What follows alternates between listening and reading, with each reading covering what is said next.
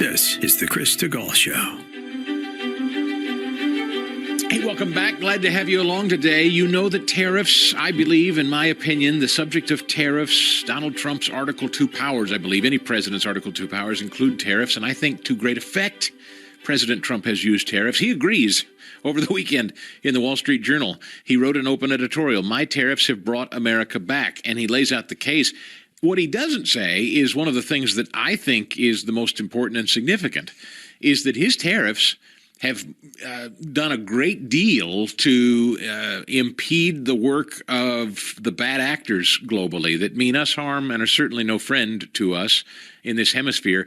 You've seen Venezuela, you've seen Cuba, you've seen China, you've seen bad actors back off and change their behaviors. Iran, simply because of tariffs. No bullets, no troops on the ground. I think that's really significant. Here to discuss this, one of the smartest guys we know, and whenever he makes time for us, we love to have him on, Shanker Singham. He's the former advisor to the British Trade Secretary, former advisor to the United States Trade Representative as well. He knows markets like the back of his hand, and we've talked tariffs before. As the Supreme Court is weighing where to come down on them, Mr. Singham, welcome back, sir. Thank you very much. Thanks for having me.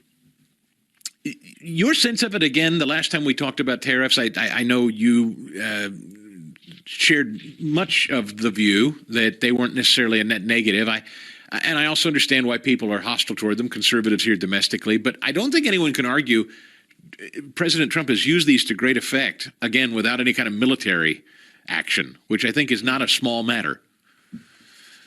Yeah, I mean, I think, when he introduced them in the first place on the Liberation Day, what he said was that lots of countries have damaged the U.S. economy through various, not only their own tariffs, but more importantly, the way they use regulation against U.S. companies, the way they distort their markets to, like China, for example, massively lowering the cost of its companies that are able to overproduce and therefore flood the US market and lower prices and put people out of jobs and so forth. So this has been happening for 20 or 30 years at this point, and we have not been able to deal with it.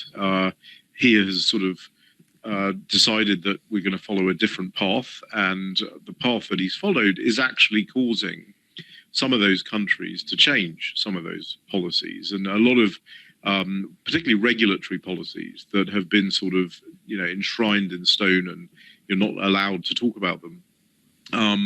They are talking about them now. So certainly some big issues like the policies that other countries apply to digital companies, particularly the US platform companies or sort of Magnificent Seven companies, as it were.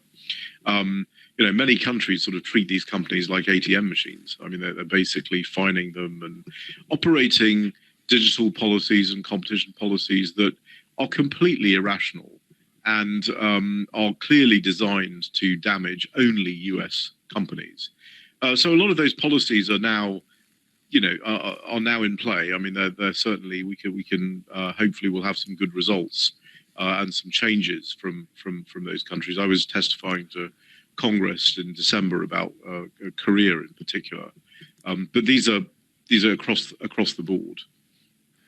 I know Howard Lutnick said last week that he said in the cabinet meeting, the Commerce Secretary, we're now creating steel at a faster clip in the United States than in Japan, which is a new development and something we've not seen in a while. Do you see evidence of, and do you think we will see evidence of in the coming years, of industry onshoring in the United States because of the tariff policy? Is that working? President Trump continues to tout, I think, trillions of dollars coming into the country by way of investment. I would say part of the problem with the barriers that other countries have and the distortions that other countries have maintained against the US over the last sort of 30 years is that it changes the economic calculus of companies about where to actually locate production. So a lot of companies have located production in places like China and other places in Asia and so forth because of the distortions, not just because of low labor costs and all the usual things that happen when you're making a decision about where you're going to produce, but specifically because of these barriers and distortions.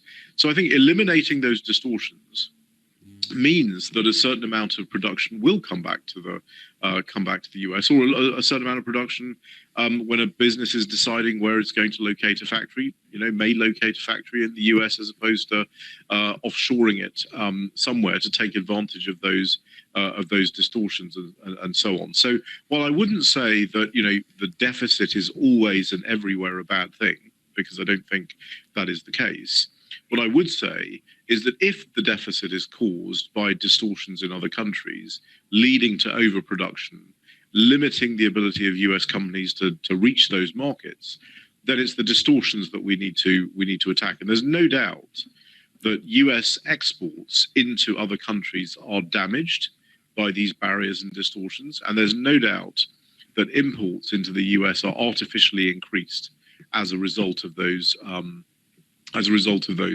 distortions in those countries. So if you eliminate the distortions, clearly you are going to get more advanced manufacturing and other things locating in the US.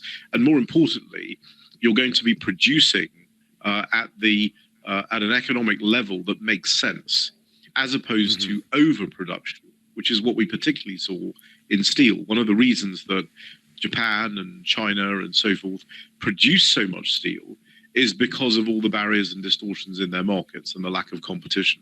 And US steel companies have not been able to compete with that. So once you eliminate those barriers, the likelihood is that US steel companies and other companies in other sectors will become much more competitive.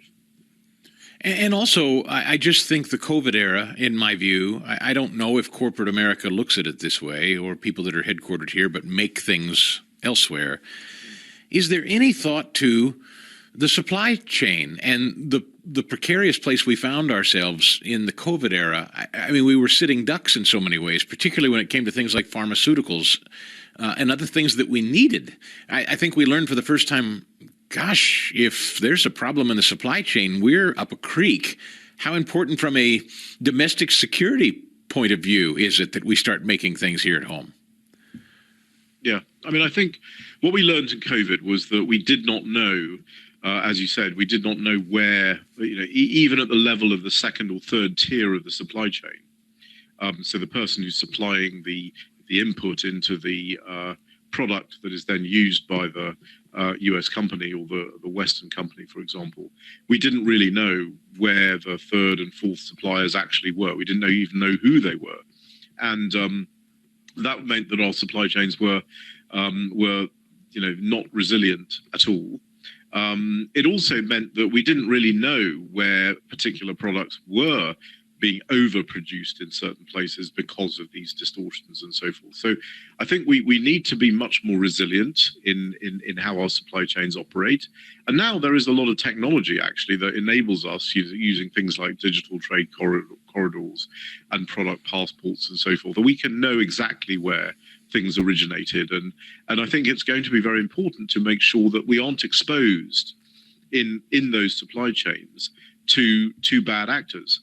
And we will have to be able to, some people use the term friendshoring. I mean, I think moving more of the supply chain, particularly for sensitive and products that relate to national security, to move those into friendly countries and to know that all of the inputs and so forth are coming from friendly countries.